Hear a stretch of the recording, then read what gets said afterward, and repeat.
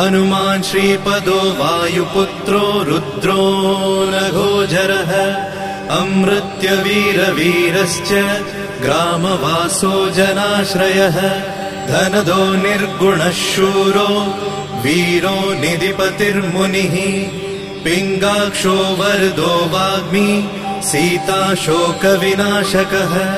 शिवः शर्वः व्यक्तो व्यक्तो धराधरः पिङ्गकेशः पिङ्गरोमा श्रुतिगम्यः सनातनः अनादिर्भगवान् देवो विश्वहेतुर्जनाश्रयः आरोग्यकर्ता विश्वेशो विश्वनाथो हरीश्वरः